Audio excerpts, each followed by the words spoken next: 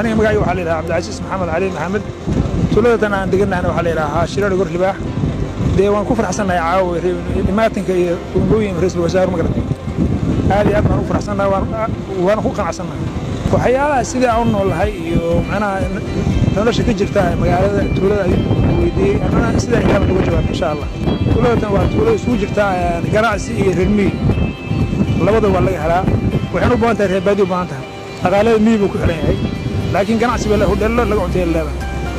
dadkuna aad loogu cunteeyaan waana tuuladaas aad aragtaan oo umadu isugu timaadeen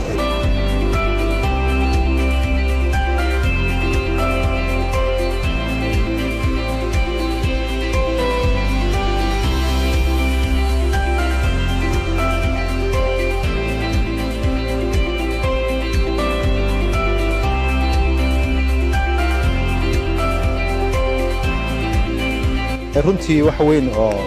si aad runtii u qiimo badan oo tii garow aan ogeyn oo hadda maantay subaxnimadii baan soo baxnay ilaa hadda 8 fiidnimo tahay tuulada Shire aan joogno safar baa lagu jiray oo shaqo iyo kormeer iyo dadkii la soo arko runtii wax aad u qiimo badan oo marna la soo koobi karin magaalada Qardho iyo tuulooyinka u dhaxeeya garow ilaa Qardho iyo degmooyinka intaba aad baa la isugu soo baxay hadda oo ahayd 7 fiidnimo oo habeenimo oo waabirkii saaka dadkii istaagay baa wali taagnaa iyagoo jacaylka dawladda u qabaan iyo xukuumadda Soomaaliya ay muujinayaan marka runtii waxa aad iyo aad loogu farxo in dadka Soomaaliyeed ay rabaan dawladnimo baa meesha ka muuqata